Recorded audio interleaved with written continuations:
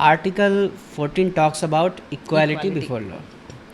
तो जहाँ इक्वालिटी की बात हो रही है, अब इक्वालिटी बिफोर लॉ है, ये कॉन्स्टिट्यूशन तो कहता है, लेकिन जहाँ रेप की बात आती है, रेप एज अ क्राइम देखा जाता है, वो भी मेल के द्वारा, not a female but male के द्वारा देखा जाता है अगेंस्ट फीमेल। तो ये कहीं ना कहीं ऐसा नहीं लगता कि एक तरह से डिस्क्रिमिनेशन हो रहा है? इस पे आप क्या कहेंगे? देखिए, हमारा कॉन्स्टिट्यूशन में आर्टिकल 14 बात करता है, जैसा कि आपने कहा, इक्वालिटी। तो इक्वालिटी की अगर हम बात करें तो हमारा कॉन्स्टिट्यूशन सभी जेंडर्स को बराबर देखता है। बट जहाँ पे हम लॉ की बात करें तो लॉ में इम्प्लाई होने में थोड़ा टाइम लगता है। रीज़न बीइंग, लॉ सिर्फ एक पहलू को नहीं देखता, लॉ सोसाइटी को भी देखता है।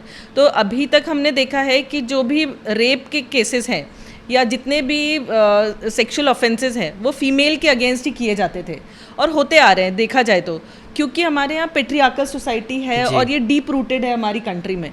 तो ये जो क्राइम अगेंस्ट विमेन है, उसको फोकस करते हुए हमारे आईपीसी में और या बीएनएस में हम बोलें तो रेप को विमेन के अगेंस्ट ही क्राइम माना गया है, and that is also caused by men by to the women.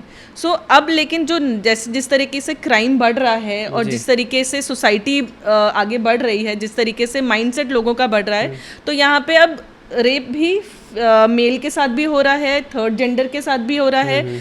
So again इसको इंक्लूड करने में थोड़ा टाइम लगेगा, क्योंकि कहीं ना कहीं लॉज को फ्रेम करने के पहले सोसाइटी को भी देखना पड़ता है। जी, इट मीन्स के सोसाइटी में जब क्राइम का दायरा बढ़ता है तभी ज़रूरत पड़ती है लेजिस्लेशन की। एग्जैक्टली, जब आप क्राइम जिस तरीके से बढ़ेगा उसी तरीके से लॉ भी चेंज होगा। जैसे पहले साइबर क्राइम के ऊपर कोई लॉ नहीं था, लेकिन अब क्योंकि ज़रूरत पड़ रही है तो उसके ऊपर भी लॉज बनाए जा रहे हैं।